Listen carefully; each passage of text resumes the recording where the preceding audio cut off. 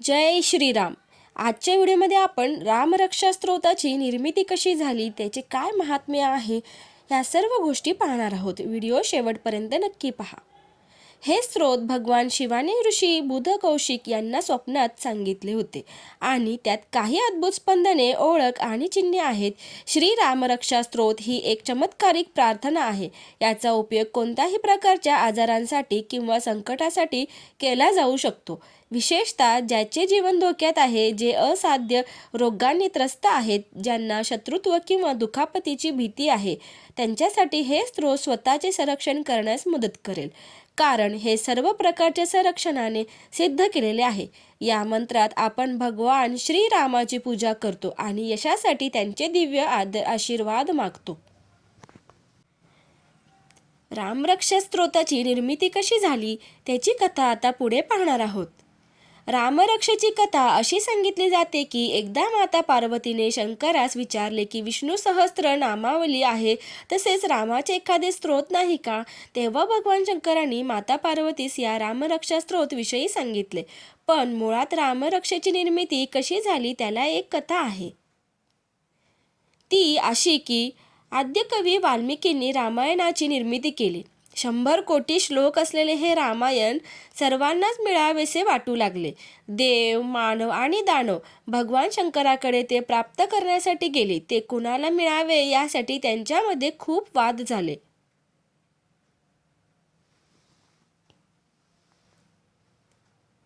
शेवटी शंकरांनी रामायणाची सर्वांमध्ये समान वाटणी करण्याचे ठरविले. 100 ही समसंख्या असल्याने कितीही वाटणी केली तरी एक श्लोक राहिलाच. हा अनुष्टुप छंदातील असल्याने एका श्लोकात 32 अक्षरे होती. त्याचीही वाटणी केली. शेवटी 2 अक्षरे शंकरांनी स्वतःकडे ठेवली. ते म्हणाले, ही 2 अक्षरे मी माझ्याकडेच ठेवतो. असे सांगून त्यांनी सर्वांना जाण्यास सांगितले व ध्यानासाठी बसले. पण देव, दानव, मानव यांचे मन काही भरेना. शंकरांनी ती अक्षरे स्वतःजवळ ठेवून घेतली. याचाच अर्थ त्यात काहीतरी महत्त्वाचे असणार, म्हणून सर्वजण वाट पाहू लागले. काही काळाने कंटाळून एकामागे एक सगळे जाऊ लागले. एक ऋषी मात्र शेवटपर्यंत थांबले. त्यांना काहीतरी अजून मिळावे याची प्रचंड इच्छा होती. त्यांनी बराच वेळ वाट पाहिल्यानंतर त्यांना डुलका लागला आणि नेमके त्याच वेळी शंकर ध्यानातून बाहेर आले. त्यांनी त्या ऋषीकडे बघितले. त्यांना त्यांचे कौतुक वाटले. मग त्यांनी एक आशीर्वाद म्हणून त्या ऋषींच्या स्वप्नात जाऊन रामरक्षा सांगितले.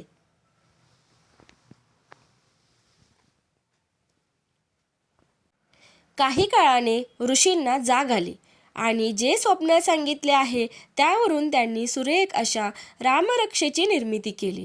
त्या ऋषीचे नाव होते बुध कौशिक ऋषी. याचे वर्णन रामरक्षेच्या 15व्या श्लोकात केलेले आहे. आदिष्टवान्यथा स्वप्ने रामरक्षा मिमाहरा तथा विखित वांप्रांत प्रबुद्धो बुध कौशिक. शतकोटीचे बीज वाचे उच्चारी. शतकोटीचे बीज म्हणजे राम ही ती 2 अक्षरे. श्री रामरक्षा स्तोत्राची शक्ती. जर तुम्ही हा मंत्र एकाच वेळी 11 वेळा वाचलात तर या मंत्राचा प्रभाव दिवसभर टिकतो. जर तुम्ही श्री रामरक्षा स्तोत्र मंत्र दररोज 15 दिवस वाचलात तर या मंत्राचा प्रभाव अधिक काळ टिकेल. जर तुम्ही नवरात्रीच्या पवित्र दिवसांमध्ये हा मंत्र 11 वेळा वाचलात तर तो आणखीन प्रभावी होईल. श्री रामरक्षा स्तोत्र पठणाची प्रक्रिया काय आहे, चला तर पाहूया. एका भांड्यात थोडे मोहरीचे दाणे घ्या. ते भांडे एका मऊ आसनावर, लोकरीची चटई किंवा कोणताही मऊ कापड ठेवा. श्री रामरक्षा यंत्रासमोर किंवा भगवान श्रीरामाची मूर्ती किंवा फोटोसमोर एका आसनावर लाकडी पाटावर बसून श्री रामरक्षा स्तोत्र मंत्र 11 वेळा वाचा आणि मोहरीच्या दाण्यांच्या भांड्यात बोट फिरत राहा. मंत्र वाचताना त्या दाण्यांकडे पाहत राहा. हा मंत्र 11 वेळा म्हटल्याने मोहरीचे दाणे पवित्र मंत्राने सिद्ध होतील. हे मोहरीचे दाणे सुरक्षितपणे एखाद्या पवित्र ठिकाणी ठेवा. गरज पडल्यास या मोहरींच्या दाण्यांची परीक्षा घ्या. तुम्हाला नक्कीच यश मिळेल.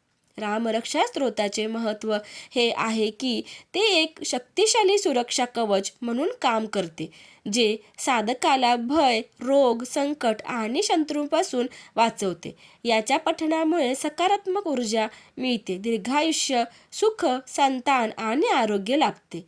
तसेच ग्रहदोष, विशेषतः मंगळ दोष शांत होतात, ज्यामुळे जीवनात विजय आणि विनम्रता येते. जय श्रीराम. व्हिडिओ आवडल्यास व्हिडिओला लाईक, शेअर आणि सबस्क्राईब करायला विसरू नका. धन्यवाद.